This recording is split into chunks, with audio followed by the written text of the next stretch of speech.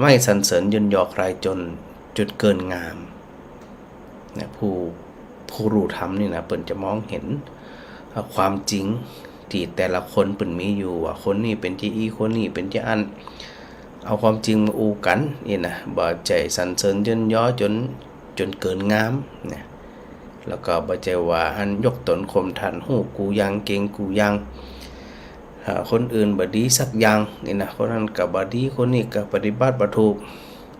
บ่ใจล่ะที่เพิ่นฮอกเป็นคนอวดธรรมเอาธรรมมาอวดกันนะมันจะไม่มีประโยชน์หยังก็เหมือนกับอันที่พระอาจารย์เคยอู้นะก็ว่าคนมีเกิบบ่ใส่เกิบเอาเกิบมาอวดกันเนี่ยนะเกิบค่าดีกว่างามกว่าสีสันดีกว่านี่ก็แปลงกว่าเองนะมีความหมายหยังเอากำเกิบมาอวดกันนะแต่ว่าบ่ได้เอาใส่มันก็บ่ได้ใส่อันตีนหรือเท้าตัวเองนั่นเวลาเดินแน่นอนที่สุดมันก็ย่อมที่จะถูกมาหินผ่องมาแห่ผ่องแก้วผ่องน้ำผ่องปักหรือตัวหึ่งมันมีอย่างสักอย่างเดินไปเนี่ยก็อันบนห้องฝ่าเท้าระบมแน่นอนนะบนห้องคนอวดทำมีแล้วบ่ปฏิบัติแต่ว่าเอาไปอวดนะแม่มาไลเจ้าแม่แม่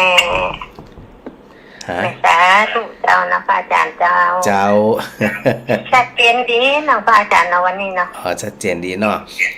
เจ้าวันนี้ชัดเจนดีแม่ไปเปลี่ยนแบตเปลี่ยนนี่ใหม่อ่ะตลอดประทัดนะเจ้าหมอเปลี่ยนแบตมาแล้วดีเราอีกเจ้าดีแล้วเจ้าเปลี่ยนหลายอย่างเหมือนกันนะเจ้ามาเปลี่ยนนั่นเนี่ยแบตปลั๊กไอ้เสร็จลูกไม่ช่างคุยมาพอห้องนี้นะเจ้ากะเนี่ยเปลี่ยนเครื่องเห็นเป็นน้ำแล้วจะเป็นที่น้ำแล้ว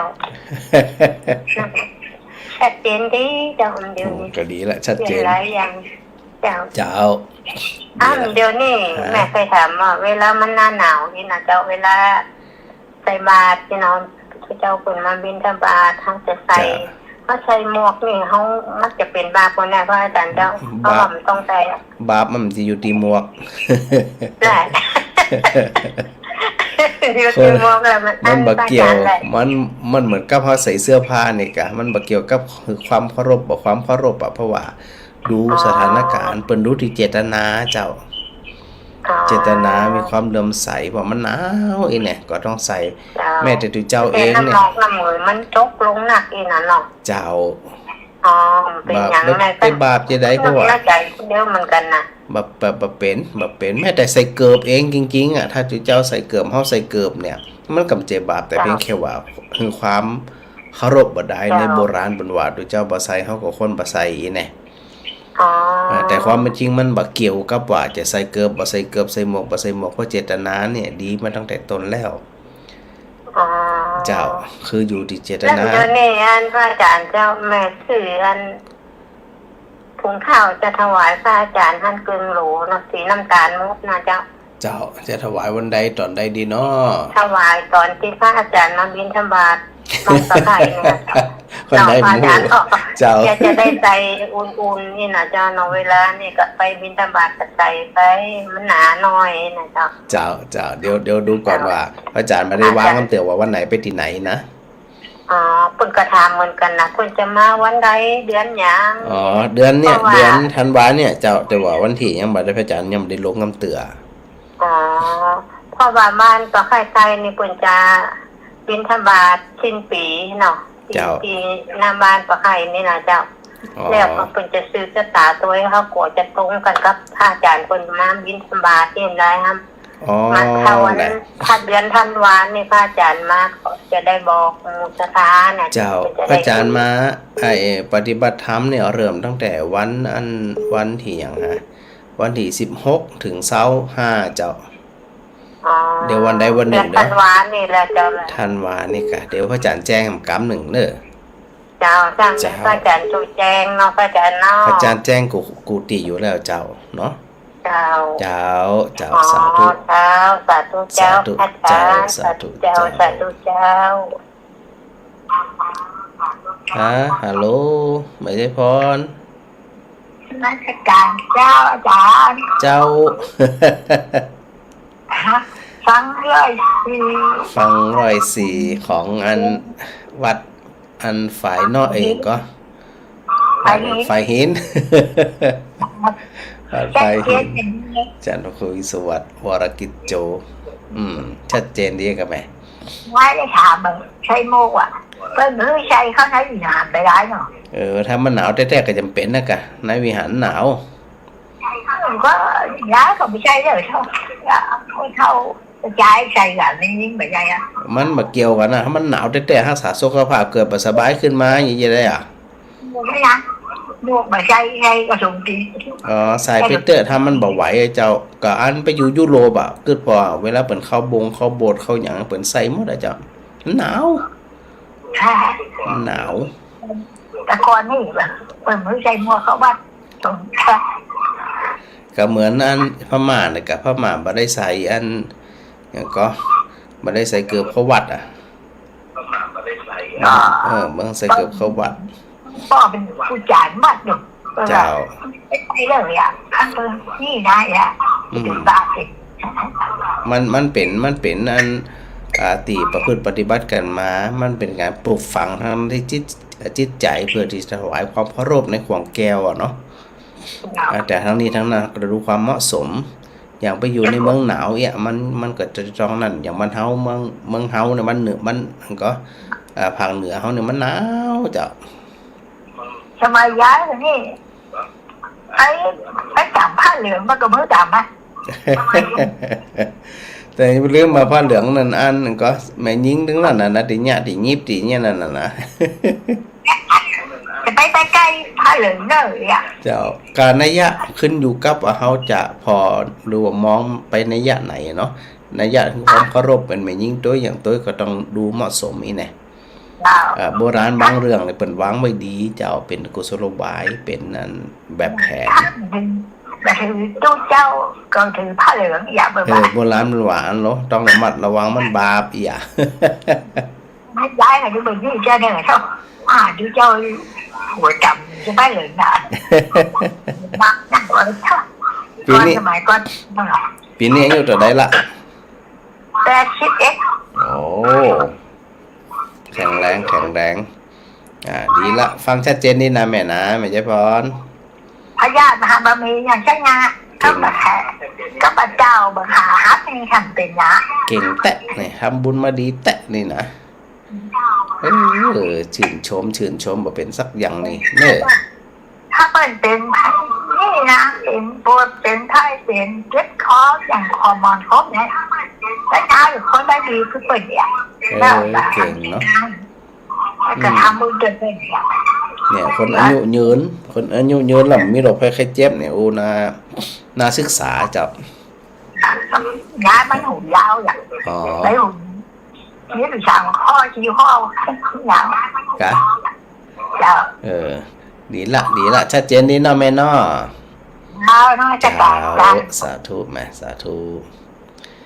81เป็นหยังเมื่อถามถึงเรื่องใส่หมวกใส่เกือบพระอาจารย์เปิดด้วยการใส่เกือบมันก็แม่มันอะไรก็ถามเรื่องการใส่หมวกคือความเคารพนะสถานนะเคารพว่าสถานที่อย่างเช่นในวิหารลานเจดีย์ในอันวิหารในโบสถ์เนี่ยอย่างน้อยเนี่ยก็มันเป็นการเตือนที่ใจว่าไอ้หยังที่เขาจะถวายความเคารพเขาก็ต้องถวายความเคารพแต่จะเป็นบาปเป็นกรรมนั่นเนี่ยมันก็ขึ้นอยู่กับตัวจิตเจตนาจิตมันเป็นสุขหรือเป็นทุกข์นะเขาก็บ่ได้จะได้สิ่งใดสิ่งหนึ่งที่จะต้องปฏิบัติที่มันตรงกันเป๊ะนะเนื่องจากว่าภูมิประเทศอากาศที่มันแตกต่างกันก็ต้องดูให้เหมาะสม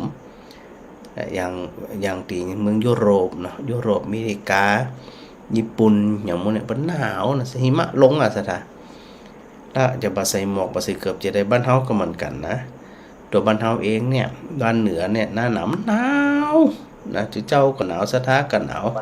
โอ้ยชาติเจ้าแม่จันดีจะนึกว่าวันนี้นึกว่าเป็นเทพอีกาออกาหายไปหลายวันเดียวสถาจมเหรอมะออกา หายไปหลายวันเดือน เออ แม่ เนาะ เจ้าแม่ไปหยุดโดย เจ้า โอ เจ้า เคโอเคนะอู้กันทางโทรศัพท์มันจะชัดเจนวันนี้พระอาจารย์เปลี่ยนจากหลังเป็นแม่น้ำคงคานะนี่นะ โอ้นอนบัดได้หัน บั แม่ ดได้หัน จังเนี่ย อุ้ยงามขนาดเนอะ แม่บัดได้หันโน้แม่บัดจังเล่นนะ แม่น้ำคงคาอันนี้พระอาจารย์ถ่ายเองสถานที่กำลังดูทาง Facebook เนี่ยนะถ่ายมาเหมือนเป็น20 กว่าปีแล้วภาพนี้ งามถ่ายตอนเจ้าพระอาทิตย์ขึ้นฝั่งตะวัน เนี่ย ออก บัดจังเล่นตึ้งเฟซบุ๊ก เป็นอย่างนั้นก็ฟังเอาจินตนาการ เดี๋ยว เอา กันให้อีกกับนี้ความชุกวันเนาะจังเนาะ แม่นากะได้อิวได้จ่าได้อันสนทนารวมจัดรายการก็สู้ใจแล้วเหรอ เจ้า ดีละชัดเจนดีเนาะ เจ้าชัดเจนดีเจ้า เจ้าสาธุแม่ เจ้าสัตตุสัตตุ สาธุฮะแม่สี เจ้าวันราชการเจ้าพระอาจารย์ สาธุเจ้า ชัดเจนดีเจ้า ชัดเจนใส่เจ๋วมันบัดชัดได้จะได้เนาะขนาดนี้เนาะ ทีนี้พระอาจารย์มาบิณฑบาต ไปกะ เจ้า ไปแน่ๆแต่ว่าเดี๋ยวพระอาจารย์ยังไม่ได้วางเถอะว่าวันไหนจะไปที่ไหนตั้งใดปีแล้วเนี่ยไปวันละ3 สายยังบอกไข่บางบ้านบางตีก็บ่ได้ไปบางตีก็ขวายเนี่ยปีนี้ก็เดี๋ยวลองดูกรรมว่าอาจจะสลับเนาะบางวันอาจจะเป็น4 สาย เพราะว่าบางทีมันขวาย ดูสถานรอ ปล่อยมาเราฮ้อนเจ้า เจ้าจริงๆเจ้าไปจัดเจ้าบางทีมันเดินผ่านหลายบ้านนี่เนี่ยบนด้านใดมาก็เลยขวายหน่อยเดี๋ยวพระอาจารย์จัดมันกรรมยังไม่ได้จัดยังไม่เวลาดูวันรายละเอียดคำเตือนเนี่ยเดี๋ยวมีเวลาก่อนเนาะแม่เนาะจะได้แจ้ง เจ้า อันแม่สีจัดอันใส่ตะไดใส่ตั้งอันก็นักกวมกะ เห็นแล้วมาใส่ที่บ้านตา อ๋อบันตาสุดท้ายบุญละกะ เจ้ามีเจ้าหมูที่นี่ทำงานเป็นกันนะ อ๋อสถานตังบันตาเปิ่นก็ล้อเต้นเนอะปีแล้วนี่9 โมงปลายก็ฮะปีแล้วสุดท้ายเลยบันตานี่นะ อาจารย์ปาไปอยู่ปีนี้พระอาจารย์ก็น่าจะเดินสายเนี่ยนะไปฉันก็ตัวบานแหม่อันสมนบุญนำมานะกลมไตอาจจะวันปีนี้อาจจะไปเจ้าทำน้อยนี่เนาะมันจะได้บอกว่าให้ตีบันตาเกินไปนะ สุดท้ายก็ดีเนาะ สุดท้ายพอดีกะ ขวาย9 โมงปลาย10 กับ 10 โมงกะ ขวายสถาเป็นก็ล้อกันแตะนะปิดแล้วในสถาตีอันต่างมันตาเนาะกับปักกันไปเจียนนะเจ้าดีละสะ เจ้าหมูทำงานเป็นกัน อ๋อก็ไปรวมกันน้ำปุ่นเนาะ เจ้า เช้าสาธุแม่ เจ้าสาธุ สาธุเจ้าสาธุเจ้าอันหันแม่บัวไข่หันเบอร์มาหลายรอบแล้วแม่โทรมาใหม่นั่นโทรมาละ ตั้งอย่างเดียวเพราะไข่หวานเลยอ่ะ อย่าง หันเบอร์โทรเชิญหลายเตือละ มันเรื่องมามันอุ้ยนะ น่ะปีแล้วตกมาจ้างพระอาจารย์มาได้ไปเนาะ มามันอุ้ยเดียว มามันแม่อุ้ย ตอนแม่มาไล่อุ้ยก่อนข้าวสักกูเด้อ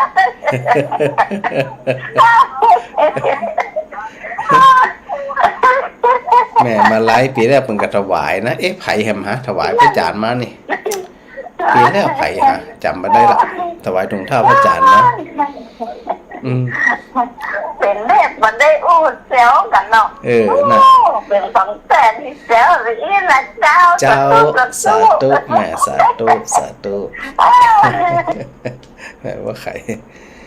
ใส่อันถุงเท้าเนี่ยนะสดาเดินบิณฑบาตเนี่ย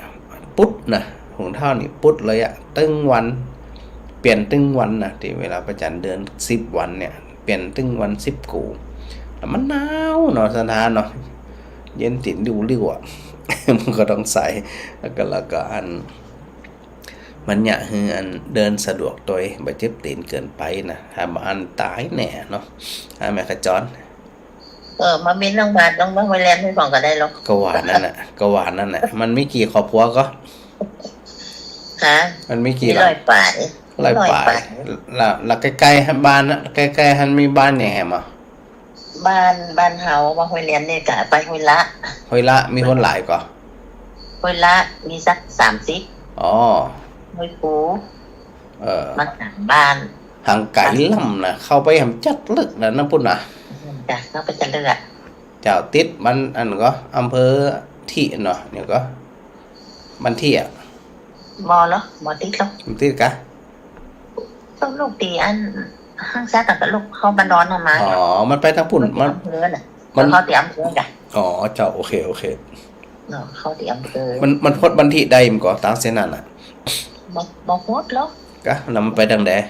ตีหนตางยางใหญ่ๆมันไปทางใด ต่างอย่างใหญ่ๆว่าพดอุ่นตานบ่ค่ะพด อ๋อ จังหวัด ตีเข้าบ้านเฮานี่ตีว่าเข้ากองบ้านเฮานี่มานั่นอันนั้นพดแม่จันน้อยปางโป้งพดปุ่นตานเก่านะมันตานไปที่นี่ปักพดปุ่นตานมีไปเดินเก่าอ่ะ เนาะ แล้วก็เกิดกันซึ่งปางโป้งมันก็กลับกันตีกันอัน เจ้าก็เดี๋ยวดูจังหวะกันไหมดูจังหวะดูเพราะว่ามันแค่10 วัดนะเนาะ แค่นั้นแหละ ก็พยายามไปแต่ละตี ขอมาตีใกล้ๆเถอะ เนาะ แม่ก็ว่าเล่นมาได้มันไกล อันตาหางชัดเนี่ยยังตาหางชัดไปทางใดฮะ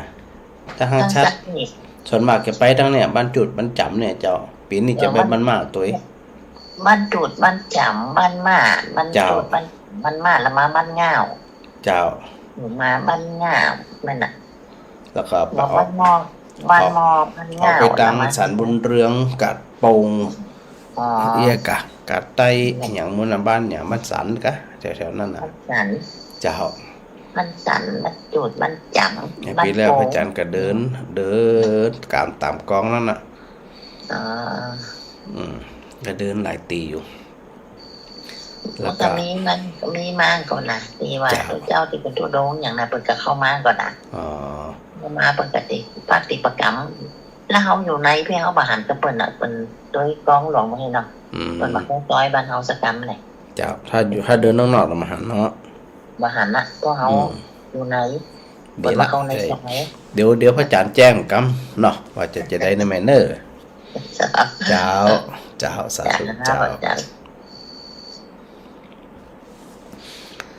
เอาละเข้าสู่ สารธรรมนะสถานนะงานกันล้อเป็นตั้งมันนะ คือจีพูดถึงเรื่องใส่หมวกใส่เกิบนี่นะพูดถึงเรื่องถวายความเคารพต่ออันวิหารลานเจดีย์เนี่ยคือโบราณเปิ่นต้องการให้เฮาทั้งหลายเนี่ยมีความเคารพนับถือบางทีเฮาไปแบบบ่เก่งบ่กลัวบ่มีความเคารพอย่างต่างๆมันก็ดูกระไรอยู่มันก็โบราณเปิ่นก็วางไว้ดี แต่บางทีเฮาก็ว่ากันเกินไปนะเป็นตกนั้นลกตกนั้นตกนี้เนี่ยบางทีมันก็เกินไปเพราะว่าเจตนาเปิ่นดีอ่ะเนาะแม่มารีเนาะ เจ้าอาจารย์นมัสการเจ้าอาจารย์ เจ้า เสียงอาจารย์เป็นบ้านดัง เสียงก็มันกับสัปปะนะงานทำการทำงาน เสียงนั่นมันหมอกมันหลงเนาะ เจ้าหมอกหลงวันนี้พดไปอันสีไตรภูมิปุ่นไปเอาหมวกเอาเสื้ออุ่นเอาอย่างมาเดียวผูกเตรียมซักละ อากาศเริ่มเย็นเจ้าเตรียม ย ป้อ ม ง แม่ กัน จะถามพระอาจารย์ว่าปีนี้ดาเนี่ยอันทำหลวงกับเจ้าจะได้กำหนดวันถึง เนี่ยกาเดือนปุ่นน่าจะเป็นอันเดือนมกราคมกุมภาพันธ์นะ ม เจ้า กราคมน่ะ เจ้า จะเลื่อนตัวนี้ไปพูดอีกแล้วเจ้า เจ้าเป็นมกราคมกุมภาก็ไล่เลี้ยงกันไปตามนั้น กูปีผ่านมานั่นว่าอันเลี้ยงธรรมะเจงาตังทั้งหลวงนี่นะ ตีปีแล้วของหลวงปู่ดำในวันที่อย่าง16-17กี่กะถ้าจำมาได้นะของเขาก็เอาก่อนหรือว่าเอาหลังอย่างสักอย่างเนี่ยเอาหลังกัน เอาหลังหรือเอาก่อนสักอย่าง บ่อ เนี่ย ดำนี่ห้องที่มันจะเป็นสาวสองสาวสามก็คือมันจะก็บอกอันละวันนั้นปีแล้วนี่แบบเยอะหลวงพ่อดำแล้วก็เกิดตั้งหำหลวงเลยนะ แม่น เขาให้บ่ 2 ปีแล้วเจ้าติดติอันจัดติดกันนี่นะ เจ้าละติดต่อกันนั่นนะ เจ้าปีนี้มีปฏิบัติธรรมเนื่องจากว่าอัน ก็น่าจะว่าอาจารย์ประกาศแบบปฏิบัติธรรมมันดีที่5ถึง9ที่6ถึง25นั่นนะ เจ้า แล้วก็ว่าเราตั้งหำหลวงเลย แต่ต้องเราก็ขยับไปถ้าบาปมกรากับเดือนกุมภาเจ้า แต่เขากำหนดไว้แล้วล่ะ แต่ว่าพระอาจารย์จำบ่ได้ กำหนดอาจารย์เนี่ยวันที่ใดที่เดือน ถู นั่ ก น ต้ นะ อง ก็ดอก ถูกต้องเจ้ากำหนดเรียบร้อยละ อ๋อเจ้าอันยมแม่ทานน้ำปอว่าโยมแม่ได้ฟังนะเนี่ย เวลาทุกเจ้าออกบิณฑบาตอันกองสำรวมแล้วก็อย่าอาศรัทธาอะไรอย่างก็ได้แต่ถ้าทุกเจ้าขึ้นเจ็บทั้งในไหนศรัทธาจะต้องน้อมรับกับกันทั้งนั่นโดยบาไม่ใส่มัวบาเล่นเนี่ยเจ้าพระอาจารย์ จะมันเป็นการถวายความเคารพเนาะ ที่ว่าอันเฮา ใส่ถุงข้าวนี่แหละนะ จะเป็นการให้เกียรตินะเป็นการให้เกียรติ เกียรติพระธรรมนี่แหละเจ้า ซึ่งบางทีเฮาก็ถือว่าอันเท้าหรือตีเนี่ยมันเป็นของต่ำเนาะ เจ้า แล้วก็ต้องอันอย่างเรียบร้อยแต่ว่าครับพระอาจารย์ได้อุ้งฟังนะก็ว่า อันเจ้าพ่อศรีลังกานะเปิ้นเหยียดตีนไม่หาทุกเจ้าเปิ้นเวลาเปิ้นฟังธรรมอ่ะ เจ้า นะเพราะว่าจิตเจตนาเปิ้นเนี่ยเปิ้นมุ่งที่คำสอนเปิ้นตั้งใจฟังแท้นะแล้วทุกเจ้าแทบบ่ต้องใจโทรโขงบ่ต้องใจอันลำโพงอย่างอ่ะใจไม้อย่างเลยอ่ะบางทีคนเป็นร้อย เงียบติ้งเลยแหละ เงียบ เจ้า เลยเจ้าแต่ตีนนี่เป็นหนังอันเป็นหนังกับปื้นนี่นะเหยียดตีนไปหาทุกเจ้าเพิ่น แล้วเพิ่มจีว่าอย่างนะเพราะว่าเจตนาเนาะเป็นตั้งใจคือความเคารพนะแต่บางทีบางเฮาก็อย่างที่ว่าเนี่ยความการปฏิบัติมันบ่เหมือนกัน เจ้า แต่ถ้าความเคารพดีก็ดีแต่ว่าบางกรณีที่พระอาจารย์อู้ถึงเรื่องหนาวเรื่องร้อนเรื่องหยังเนี่ยก็ต้องใส่ให้มันเหมาะสม เจ้า ก็อย่างอันตุเจ้าเปิ่นเป็นโรคเบาหวานเนี่ยอ๋อเจ้าหึ่งเป็นคอดเกือบเดินไม่ได้อย่างอ่ะ แม่น่ะถ้าน้ำปักเนี่ยแล้วก็เป็นอักเสบเลยแหละ ตัดขาตุเจ้าเนี่ยอันนั้นจะบาปกว่า อ๋อ คือมันต้องปรับเหมาะสมนะฮะเจ้าเหมาะสม เจ้า ตุเจ้าก็อย่างที่ว่านะบางทีบ่เดียวเนี่ยหนตางก็มีเศษแก้วเศษหยังปะเลอะปะเตอแล้วก็เชื้อโรคมันก็หนักอย่า เชื้อโรคหนักพยาธิกันหนักโดยตามยาตามดินนี่นะดังนั้นเขาก็ไปถือมาโดยเกินไปอ่ะทีน่ะ เจ้า เราต้องดู นั่นเนี่ยก็เป็นคาดล่ำกับจะอ่านนั่นเนาะเจ้าพระอาจารย์เนาะย้อนกับบริ บางทีมันเข่งแบบพิธีกรรมอ่ะแต่มันบ่เท่งด้วยการปฏิบัติอ่ะ บัดนี้ไม่ปฏิบัติธรรม การปฏิบัติเอาบัดแต่อะแต่เรื่องพิธีกรรมเรื่องนู่นเรื่องนี้โอ้ยเข่งกันแต่อีเนี่ย ต้องเป๊ะๆนั่น บัดได้นะอันเจ้าหึงศีลเนี่ยนะต้องว่าด้วยทุกคนนะบาปอย่าพอออกจากวัดไปกินเหล้าเหียมาหับเหียดีกว่ากับอัน เนี่ยเบิ่นว่าเข่งนี่สิบ่ควรเข่ง แต่เรื่องนี้สมายก็ไม่อย่างกับอาจารย์ว่าแล้วคนมันมาโน่นว่าดีครับมาข้างระยะนี้สถาทับสนได้ แม่นจะดังนั้นเนี่ยเฮาหยิบพระอาจารย์ว่าที่เริ่มต้นว่า ผู้รู้กับอวดรู้เนี่ยบางทีมันใกล้เคียงกันนะคนอวดฮู้เนี่ย คนอื่นทั่วไปที่บ่ฮู้ก็เข้าใจว่าเขาฮู้ไง เจ้าข้างอินดูว่าพุทธเจ้าเนาะเพิ่นเอาคำมันของเพิ่นนะแล้วก็มาว่ากันอย่างโน่นนี่คนอะไรนี้ กะหน้า แล้วว่าเด็กแม่คำพระพุทธเจ้านี่เพิ่นลึกซึ้งมาเจ้าพระอาจารย์ ถูกต้องมันจะเป็นของอมูเลน เจ้ามันเนาะเพิ่นลึกซึ้งแล้วก็นานี่แล้วก็เอามาว่าทีนี้บางครั้งก็อินดูเพิ่นจะได้ บางทีเอามาอู้เลยยกตัวเองดีกว่าคนอื่นน่ะมันแค่พฤติกรรมที่มันก็บ่ใจละ ซึ่งมีคนเสียหายประวัติคนดีหมด น่ะปุถุชนน่ะมันจะไปปีอย่างประเสริฐนั่นเต็มร้อยมันสิมีสักคนน่ะ เจ้า นั่นนะผู้รู้เนี่ยเปิ้นจะนิ่งเปิ้นจะพอมันจะฟังแล้วเปิ้นจะประมวลผลด้วยตัวของเปิ้นเองเปิ้นบ่ออกมาตอบโต้บ่ออกมาด่าบ่ออกมาหยังก็เถียงกับขี้เรามีความหมายหยังเถียงเจ๊แปะเถียงกับขี้เรานี่นะ เจ้าเสียตีแจ้งก็บ่ได้ เสียเวลามันได้ เสียเวลาแต่นั่นน่ะ ต้องแล้วอันนั้นเสียเวลาบ่ได้ต้องลงต่อก็จะบ่ได้เสียแบบปลีบางทีก็เมาน้ำลายมีคนอู้นะเมาน้ำลายตัวเก่าเจ้าพระอาจารย์ว่าบางทีมันก็เป็นอันมีความหมายและลึกซึ้งละเอียดอ่อนมากแล้วเอามาว่าชาช่วยเนี่ยแม่คิดแม่นน่ะคือคำสอนของพระเจ้าเนี่ยลึกซึ้งแต่บ่ได้ลึกลับอย่างเลยเราแม่นน่ะบ่ได้ลึกลับแต่ว่าลึกซึ้งเข้าถึงปฏิบัติถึงมันก็เป็นประโยชน์กับหมู่เฮาทั้งหลายตัวที่แม่ก็เหมือนที่พระอาจารย์อูตะกี้นี่ก็บางคนเนี่ยซื้อเกือบมางามซื้อเกือบมาแปลงเอาเกือบมาห้อยคออวดกันนั่นก็แต่อันบ่ยอมใส่เกือบตีนป้องอะไรที่นี่แต่ใครได้เจ็ดเนาะน่ะก็ไปอวดมันหยังก็ก่อยอู้ก่อยจ๋าก่อยนั่นไปว่ากันไปนี่มันจะว่าเขาไปแล้วด่าเขาไปแล้วเขาบรรลุอรหันต์เลยก็กำใจเพราะคนอู้กำใจเป็นอรหันต์คนอู้ก็เป็นปุถุชนวายเวียนว่ายแต่เกิดอยู่พวกกี่จาก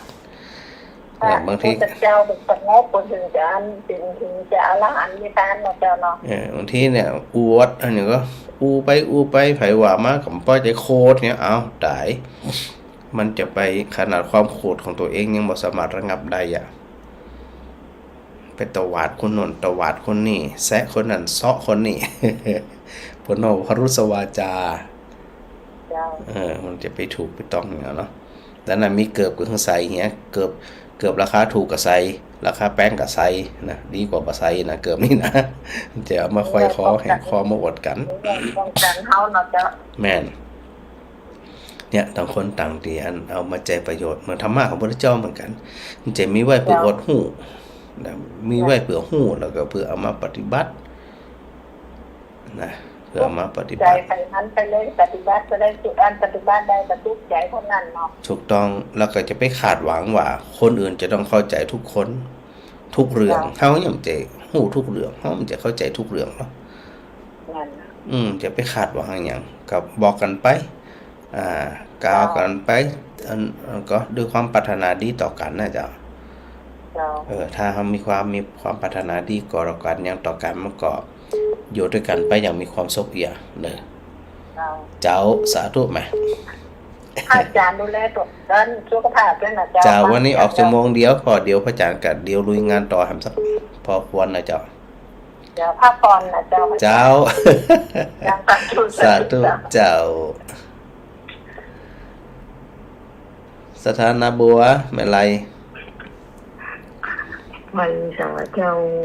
เจริญพรอายุวันโนสุขังปรังนิพพานังปรมังสุขังเจ้าไม่ใครถามนิดหน่อยแบบนะถามหน่อยเดียวอีกหน่อยเดียวถามเมื่อได้เขานี่เขาเดียวถามว่าจะได้ไม่เอาไม่อู้น้ำเงินค่ะถามว่าจะได้ถามว่าเป็นอันอย่างเขาไปวัดวันศีลวันพระอะไรอย่างนี้อันเขาถ้าเพิ่นเต้ทำเขาอย่างมาอู้กันเขาอย่างมาบอกฟังเขาอย่างมาบอกว่าแล้วมันได้บุญก็ใครจะมันจะไม่ได้ก็แต่กับเขาเนี่ยเอาไว้จนคนจุ๊บเขาได้เขาอาจจะมีความสุขที่เขาได้อู้แต่บอกความเข้าใจที่ห้องกุศลนี่มันได้เพราะมันได้ฟังกุศลเนี่ยมันได้บุญอาจจะได้พ่องนะเพราะว่าเขาสุขใจได้อู้กันนะอยู่บ้านอยู่บ้านมันได้อู้กันเหรออยู่วัดจะต้อง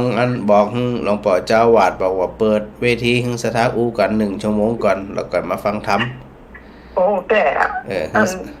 เขาจะไปกันอีกสัก5 โมงครึ่งเขาก็ไปเนาะแล้วอาจารย์มันมา7 โมงบุญก่อนนะ 7 โมงไหน7 โมงพระเจ้ามา7 โมงลังของคนเท่าเพิ่นละหลานละลูกมันทันกาเนาะเ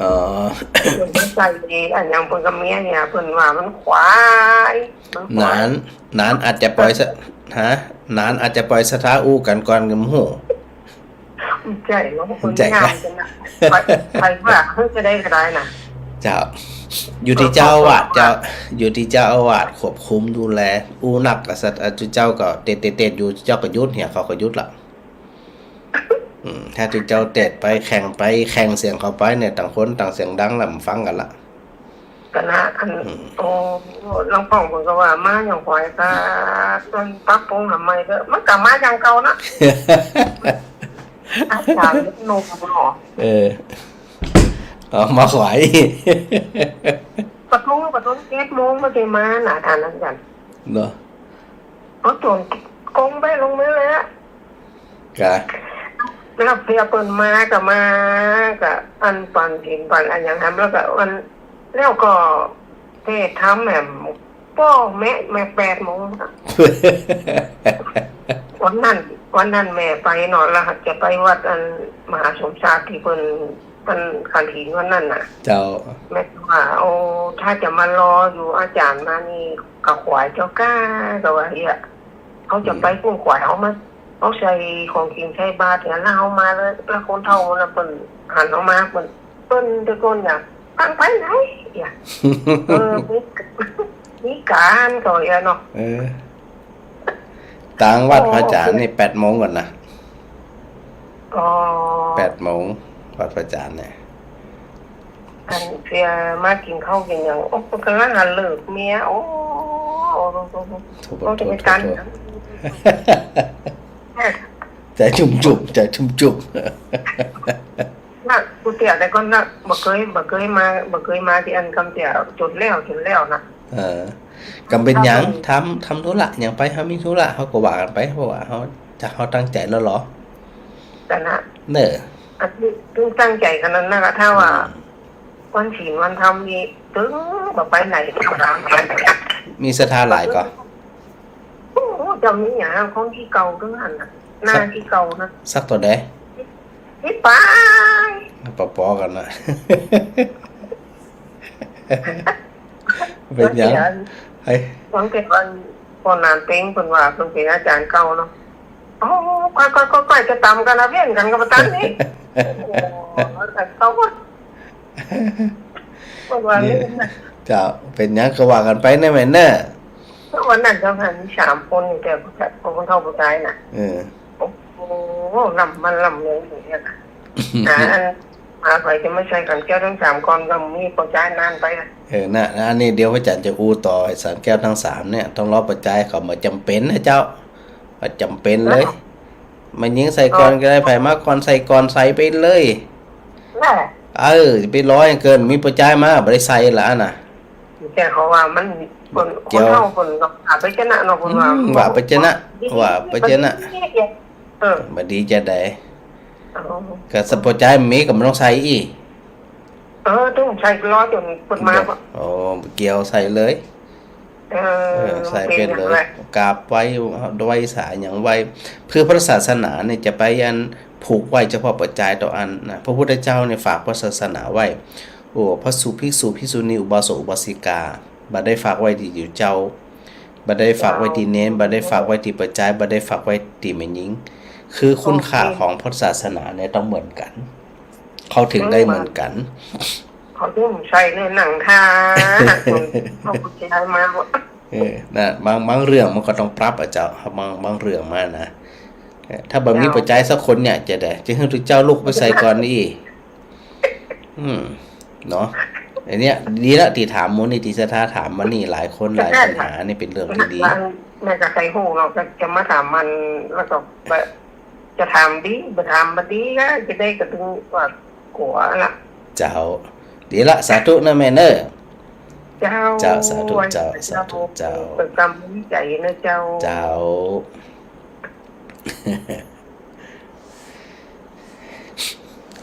ถ้าศรัทธาแบบปราศจากปัญญาเป็นงมงายแต่ถ้าศรัทธาประกอบด้วยปัญญาจะนำส่งบรรลุถึงฝั่งสิ่งที่อันปรารถนาได้ถ้าบ่มีศรัทธาเนี่ยยังได้สักอย่างมันมีศรัทธามันมีความมั่นใจมันมีความไว้ใจมันมีความเชื่อใจเมื่อมันคลางแคลงอย่างศรัทธามันจะเนี่ยอย่างใดก็มันก็บ่ได้เพราะมันแคลงใจบ่มั่นใจ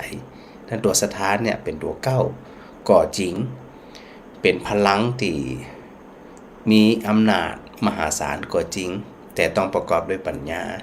และมีหลายๆครั้งเนี่ยที่เขาได้หันแล้วก็ตัวศรัทธาเนี่ยมันเป็นพลังที่ยิ่งใหญ่เวลาเขาจะปลุกระดมกันเนี่ยนะป่าคนไปฆ่ากันเนี่ยยกกองทัพไปฆ่ากันเนี่ย เพราะเขาศรัทธาถูกปลุกเร้าเจือขึ้นมาก็คือตัวศรัทธาละเจือถือเจือมันนะอันเนี้ยมันงมงายตรงที่ว่าไปเข็นฆ่าคนอื่นไปประหารคนอื่นแล้วนำตัวเองเนี่ยไปสู่วงจรแห่งอกุศลวิบากก็อกุศลกรรมแล้วก็อกุศลวิบากเนี่ยแล้วตัวศรัทธามันแหงอย่างคนฆ่ากันก็ได้อย่างคนด่ากันก็ได้อย่างคนจังกันก็ได้อย่างคนฮักกันก็ได้แต่ทั้งนี้ทั้งนั้นถ้าบ่ประกอบด้วยปัญญานั่นเป็นเพราะว่าเป็นเรื่องของดีงมงายอวังสิโลนะอวังสิโรก็คือมีศีรษะอันลงแล้วเท่านั้นก็แสดงว่าหาความเจริญบ่ได้ไว้เราก็ต้องนึกถึงอยู่เสมอว่าระหว่างปัญญากับอันศรัทธามันต้องไล่ๆป้อๆกันนะ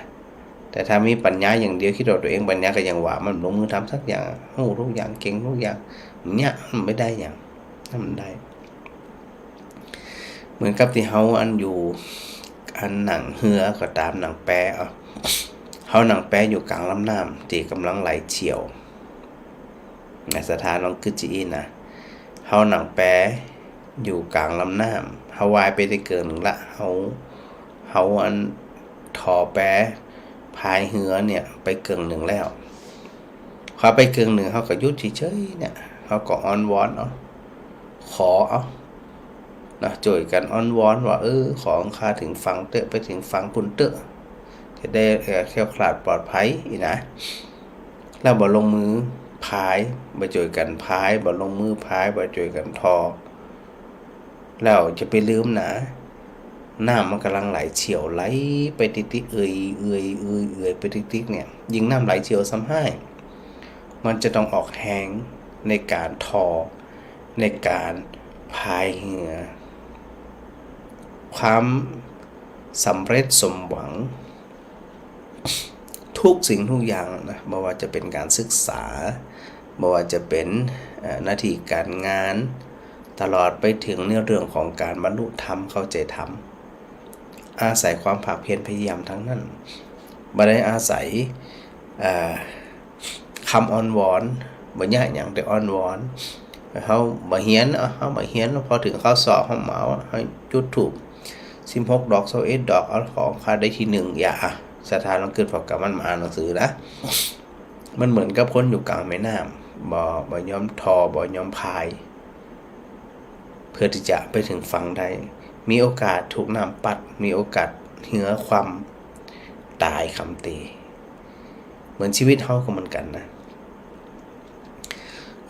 แม่น้ำที่ไหลไปประดุดดังวันเวลาที่ปัด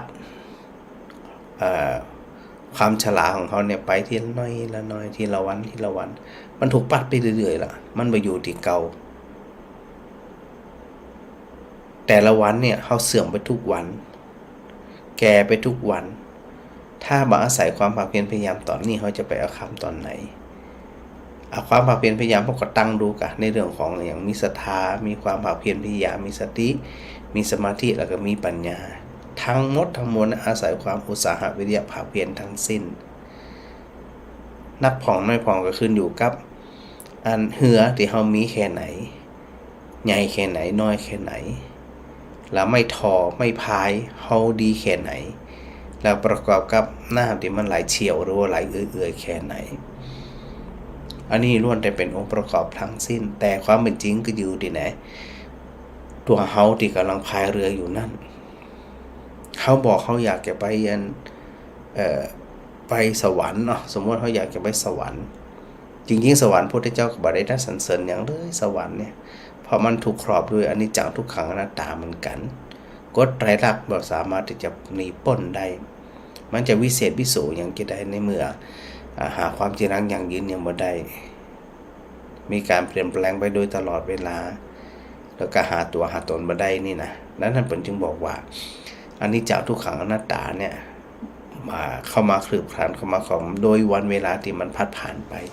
ประดุดลำน้ำที่มันกระแสน้ำที่มันไหลเชี่ยวไปเอื่อยนี่นะเนี่ยสถานกำลังเกิดเพราะว่าถ้าเฮาบ่เร่งฝีมือเนาะ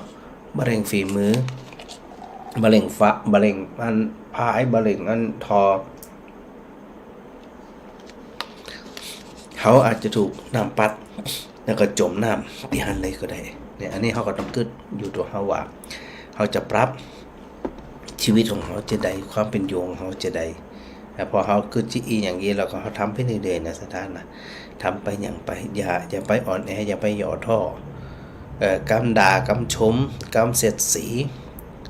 ล้วนแต่เป็นกระแสน้ำที่ปัดเหือเขาถ้าเขาไปหวาดวันไหวกับกระแสน้ำโดยมันเนี่ยอย่างกับมีความหมายเขาไม่ได้หมายถึงว่าเขาจะต้องไปตอบโต้อย่างนะเขาก็บางเรื่องเขาก็มุ่งมั่นในการที่จะพัฒนาจิตใจของเขาไปโดยตลอดเวลาเช่นเดียวกันนะสถานเนาะอันนี้ก็ตั้งอกตั้งใจเนอะมีหมวกใส่หมวก มีเกือบใส่เกือบมันจะว่าถอดเกือบมาอวดกันถอดหมวกมาอวดกันมาอวดกันโดยที่บ่ใส่ทนก็มัวทนห่อนทนหนาวอยู่เนี่ยมันใจละสุขภาพร่างกายก็ย่ำแย่สุขภาพ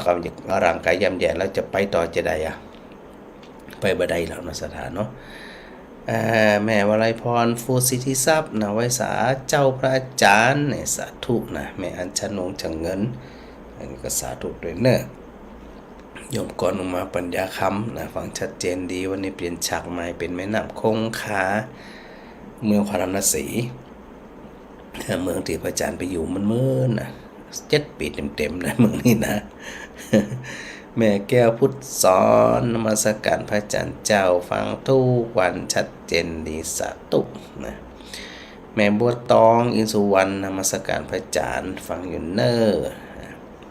แม่จุติการรอดพยัญชนะนมัสการพระอาจารย์มาสาธุฉากใหม่อีกแล้ว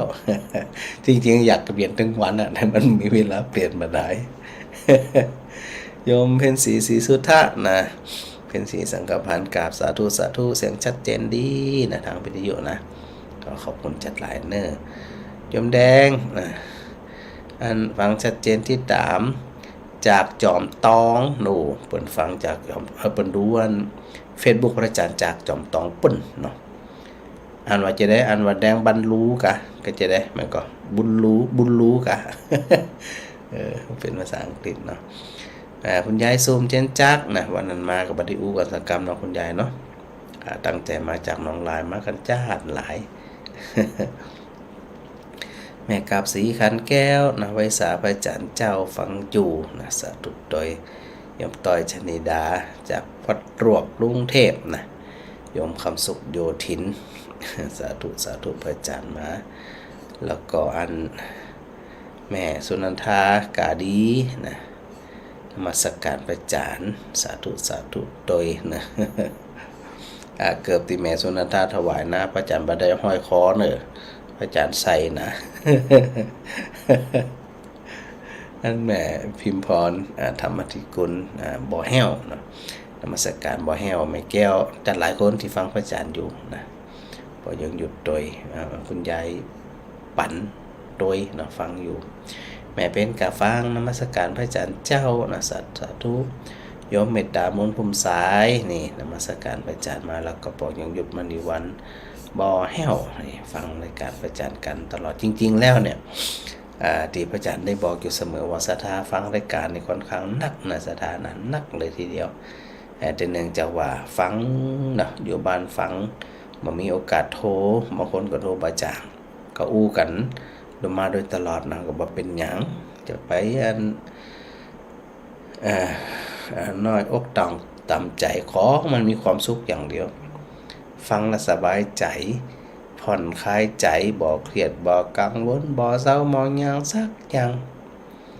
ฟังไปเข้าใจไปปล่อยไปทิ้งไปสุขใจไปโอ้ยเอาจะได้แฮมแล้วก็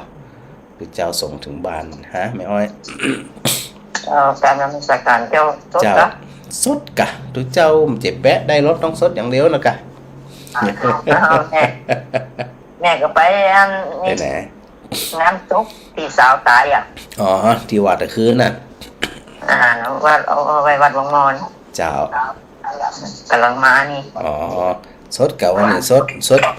จะพอจะสดออกแล้วนี่ บัดได้ก็สดลูก สด เขา แก่ ไป กะ เขาสักอย่าง บางวัน ถ้าโทรมาหับนี่แสดงว่าเป็นนั่นเดี๋ยวก็เป็นเทพ เฮ็ดนั่นเนาะ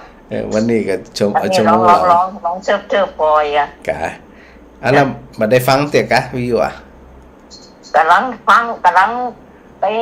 ศพพี่สาวมานี่เดียวนี้ อ๋อเจ้า เพราะว่ามันไปปุ่นแล้วก็ตอนนี้ปุ่นแล้วก็เลยมาบ้านมาเปิดฟังนี่กะ เดี๋ยวสบายใจฟังแล้วสุขใจรับสบายเนอะแม่เนอะ ครับสบาย ดีละจะไปอย่างมันปลุกเปลือยชีวิต เนาะ เจ้า เพราะว่าฟังคนเดียวอย่างกลัวผีจริงก็ว่าเพราะว่าก ลัวกะกลัวใจตัวเก่าเนี่ย กลัวอย่างนี้ กลัวใจตัวเก่านะกะเนาะ กลัวใจตัวเก่านะเนาะ นั่นน่ะ กลัวไฟกลัวใจตัวเก่าเปิดไฟแจ้งหนึ่งเงินข้างนอก บักกลัวแหละบักกลัวแหละจะไป บอกกลัวถ้าเขาอยู่ในห้องเราบอกกลัวจะได้กระจ่างเปิดไฟข้างนอกไว้แล้ว สู้จะไปปิดไฟนะอย่า เจ้าสาธุแม่ไว้ การนมัสการเนอ กำลังใจเนอสาธุ เจ้า หลายเรื่องนะคู่กันอันเรื่องนั่นเรื่องนี้เจ้าโยมก่อนอุ น มา มัสการเจ้าพระอาจารย์ เจ้า เดี๋ยวพระอาจารย์ขอเวลาสักน้อยหนึ่งเฉ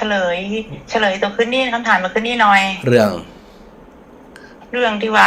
นั่นอย่างคนอินเดียเขาถึงบ่มีความทะเลาะกันนะเจ้า วัน ใน นี้ หัวเราะวันนี้ ตอบน้อยเดียว วันนี้ เจ้าสาธุกันนะสาธุกันนะ เจ้าสาธุเจ้า เฉลยค่ะค่ะ เจ้าสาธุเจ้า เจ้า โยม โยมก่อนออกมามีบีบบังคับตัวเจ้าตัวเองต้องเฉลยคืนนี้เท่านั้นนะถ้ามันค่อนข้างยาวที่พระอาจารย์เก่าเกริ่นจีนนี่เพื่อที่จะอารัมพบทถึงสถาได้หันเป็นเส้นต่างไปว่าเรื่องที่ว่าคนอินเดียอยู่กันนักบ่ยกพวกตีกันบ่มีเรื่องมีราวกันนี่นะมันสะท้อนถึงอันบนห้องว่าวิถีชีวิตสะท้อนไปถึงอันบนห้องว่าเนี่ยที่คนในสังคมเนี่ยเป็นปลูกฝังไว้แล้วก็มันมีเงื่อนไขหลายอย่างเดี๋ยวพระอาจารย์สรุปที่อีว่า1เทพเจ้าเขากลัวพระเจ้านะกลัวพระเจ้าจะลงโทษถ้ามีเรื่องมีราวนะเวลาตายไปเนี่ยพระเจ้าบอกให้ไปอยู่ตัวลงนรกอย่างเดียวเพราะมันให้นะนั่นน่ะปนออกไปคุ้มที่ใจไปคุ้มที่อันพระเจ้าคุณเอาพระเจ้ามาจัดการเขาก็บักกายะละนะอันคนอินเดียคนฮินดูนี่เวลาเขาเอาเรื่องศาสนาเรื่องพระเจ้ามาขู่นี่เขาจะกลัวบาปนะเป็นเรื่องที่นี้นะเดี๋ยวก็ว่ากันไม่แหม2คือคนอินเดียนี่เปิดมีคติในเรื่องของการกินเหล้าสูบกัญชายาม่าเนี่ยบ่มีอย่างเราเนี่ยนะเขาจะไปหันคนอินเดียเป็นหนังกินเหล้าเหมือนคนบรรเทากุฏิกุตังนี่มันบ่มีนะสถานนะอันคนที่รักกินมีก็มีแต่เขารักกินแอบกินซ่อนกินเพราะว่าสังคมของคนอินเดียนั้นรังเกียจคนกินเหล้าเขาห้องว่าเป็นคนกาลกินหนีนะถ้ากินเหล้านี่นะกำลังคนคือสังคมเขาบอกเอา แล้วจะไม่มีไผกล้ากินนะนั่นก็เมื่อบ่กินเหล้านำเป็นวิสัยเปลี่ยนนิสัยบ่ฮึงพอบ่กินเหล้าแล้วมันก็สติสัมปชัญญะก็ครบครันสมบูรณ์พอเราเข้าปากแล้วอย่างเขาแล้วมันคุมสติตัวเองบ่ได้ละมันก็มีเรื่องมีราวมันพร้อมบวกอยู่เสมอดังนั้นเนี่ยสิ่งเสพติดทั้งหลายเหล่านี้บ่ว่าจะเป็นกัญชาก็ตามยาบ้าสถาปันกว่าล้านคนเนี่ยเขาคุมคนจังได๋บ่มียาบ้ากินน่ะหังเฮาบ่ถึง100ล้านของเปิ้นปัน400 500ล้านแล้วอ่ะเปิดคุมกันจะได้บ่มีจะมีจับยาบ้าเป็นล็อตหลออนกินยาบ้าขายยาบ้าหล่อซื้อหล่ออย่างนี้มีทางบ่เคยเห็นบ่เคยได้ยินเพิ่นคุมกันได้เนี่ยอันนี้ก็ต้องอู้ถึงเรื่องของหลักศาสนาตัวนะแล้วก็อู้ถึงวิถีสังคมตัวที่เปิ้นปลูกฝังไว้เป็นจะได้บ้านเฮาเนี่ยมันจะตีอย่างกันจิ้มจะอย่างถ้ามันกินเหล้าก็มีปัญหาถ้ามันเมายาบ้าก็มีปัญหาแล้วก็เขามีสติอยู่เพราะต่างคนต่างก็กลัวเจ็บอยู่แล้วต่างคนต่างกลัวอันบาปกลัวกรรมกลัวมีเรื่องมีราวเนาะแล้วก็พ่อแม่ลำบากใจครอบครัวลำบากใจถ้ามีสติมันจะบ่มีเรื่องแต่พออันสิ่งมึนเมาเข้าไปเมื่อใดแล้วมันพร้อมเพราะว่าสติมันไปอยู่กับตัวเก่านะอันนี้มันเป็นการเปรียบเทียบเนาะสถานเนาะพระอาจารย์ก็ชื่นชมนะคนอินเดียที่เป็นบะหมี่คนที่จะกินแล้วแอบกินสอนกินแอบซื้อสอนซื้ออาย อายเลยแหละเหมือนมีไผกาอาจงครึ่มเปิดเผยอันนี้คือปัจจัยบางยิงซ้ำให้แถบบะหันเลยนะสถานนะมันยิ่งกินเหล้าเนี่ยแต่บ้านเฮาเนี่ยมันมีครบครันน่ะเฮาหันก็เลยคิดว่าเป็นเรื่องของสังคมเป็นเรื่องของสนุกสนานไปเหี้ยมันเป็นขนาดนั้นเนาะสถานเนาะอู้ไปเด้อก็มาก็เดี๋ยวเจ้าก็อู้ได้ก็เดี๋ยวเจ้าบ่กินเดี๋ยวเจ้าอยู่วัดเนี่ยเดี๋ยวสถานก็บ่แต่เฮาเปรียบเทียบว่าเพราะอะไรหยังที่พระอาจารย์ถามนั่นนะเพราะอะไรหยังเขาถึงบ่มีปัญหากันซึ่งเริ่มต้นมาจากเทศกาลดิวาลีหรือดิปาวาลีหรือเทศกาลไฟหรือเทศกาลลอยกระทงของคนอินเดียที่พระอาจารย์ได้อู้ไว้เนาะดีแล้วอันนี้คือสรุปนะเดี๋ยวความพิสดารจะได้เนี่ย ความรายละเอียดจะได้เดี๋ยวพระอาจารย์จะมีเวลาวันใดก็จะได้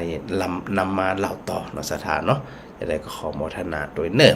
ชั่วโมงที่2ฟังเทปต่อนะมีงานที่จะทำสานต่อแฮมหลายเรื่องอยู่สถานเนาะวัฒนาสาธุบุญรักษากุคนกราบขอบคุณครูบาอาจารย์โดยนะครับถวายความเคารพครับ